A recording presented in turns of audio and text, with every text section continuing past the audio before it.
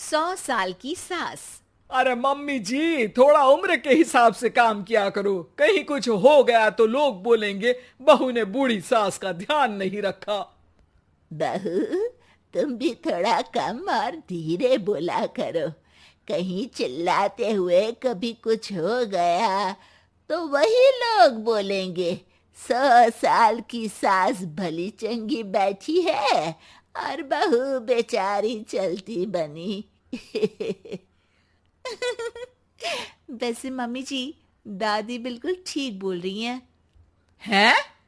क्या ठीक बोल रही है? वो जो कुछ भी बोले वो सास है, पर तुम क्यों बोल रही हो? बहू होकर सास से जुबान लड़ाओगी क्या? ऐसा बोलते हुए निर्मला को धसका उठ जाता है। कहा था ना, मत चिल्ला मत चिल्ला। तुझे बिना सास और बहू से जुबान लड़ाए बिना शांति नहीं मिलती। अरे माँ, दादी की बात सुन लिया करो, तुम्हारे भले के लिए बोलती है ना। अरे कोई भला नहीं, इन्हें बस मुझे परेशान और शो ऑफ करने का शौक है। हाँ। चल झूठी। इस परिवार में 3 पीढ़ी की औरतें रहती है, जिनका हर समय कोई ना कोई अलग ड्रामा चलता ही रहता है, जिससे और किसी का पता नहीं, लेकिन सूरज बहुत परेशान रहता है। माँ, पियाली और दादी, आप तीनों के पास एक दूसरे को सास बहू वाले ताने देने के अलावा कुछ काम हो या नहीं, पर मेरे पास जरूर है। इसीलिए पियाली, जरा लंच ले आओ, मुझे ऑफिस भी जाना होता है। इस पर पियाली सूरज को लंच देती है और वो ऑफिस चला जाता है, जिसके बाद तीनों एक बार फिर अपनी बातों या कह लो कि नोक-झोंक में लग जाती हैं। इसी में दिन बीत जाता है।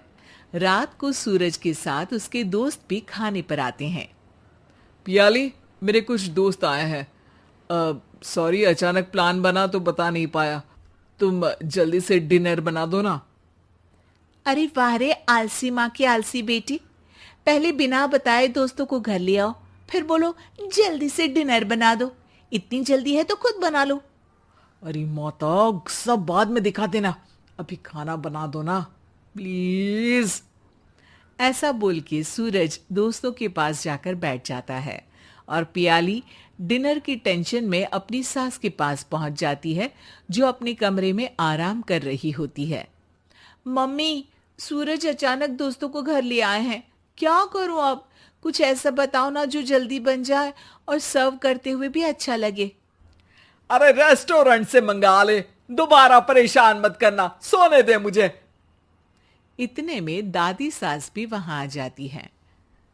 वाह, आलसी का आइडिया भी उसी की तरह बेकार है। कोरोना में बाहर से खाना मंगाएंगे।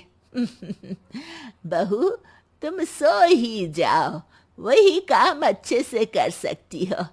चल पियाली, मैं बताती हूँ क्या करना है।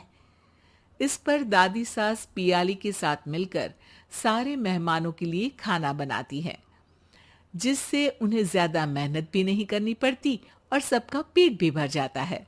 दादी के इस आइडिया से पियाली और सूरज बहुत इम्प्रेस हो जाते हैं। दादी, क्या यही खाना आपकी इस उम्र में इतना एक्टिव रहने और एंडलेस लाइफ का राज है?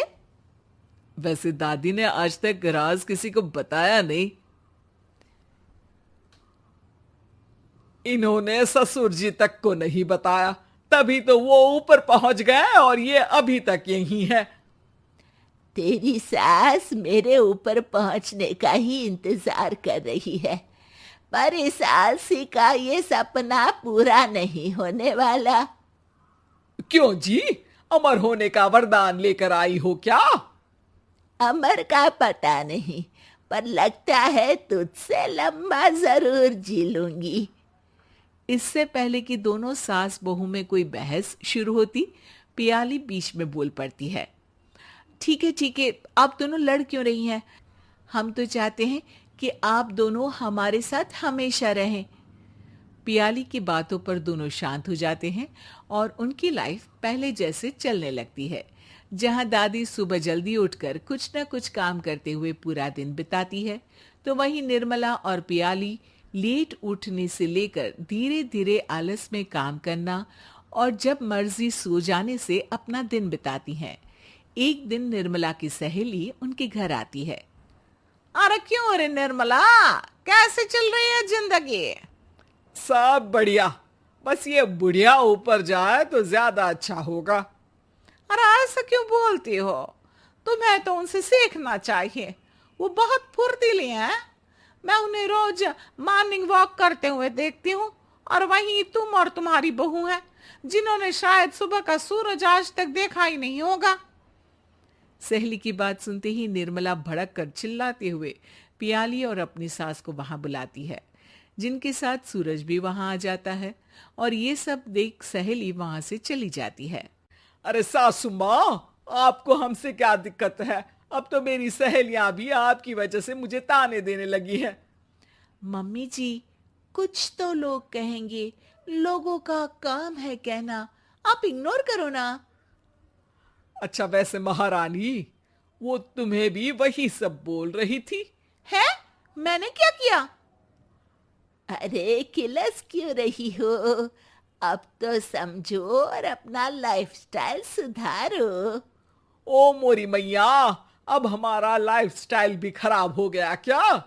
आपका तो हाई फाई है ना, बस उतना ही ठीक है। तुम लोग हमेशा पूछते हो ना कि मेरी इस उम्र और अभी भी इतने एक्टिव रहने का राज क्या है, तो वो ये लाइफ स्टाइल ही है जिसे हाई फाई नहीं पर सिंपल कहते हैं। दादी, अब कहना क्या चाहती हो? यही कि मैंने अपनी जिंदगी में बहुत किताबें पढ़ी हैं, जिनमें एक किताब से मुझे ये समझ में आया कि हम कितने गलत तरीके से जिंदगी जीते हैं। उसी के बाद मैंने एक अच्छे जीवन के लिए इकिगाई रूल अपनाया, जिसका मकसद तो सिर्फ अच्छा जीवन जीना था। इतना लंबा कैसे जी गई मुझे खुद अचंभा होता है। ओह, तो मतलब आप मुझे परेशान नहीं करती थी? वो तो आप करती हैं। वैसे ये इकिगाई क्या है? थोड़ी रिसर्च खुद भी कर लो आलसियों, सब मैं ही बता दूं क्या?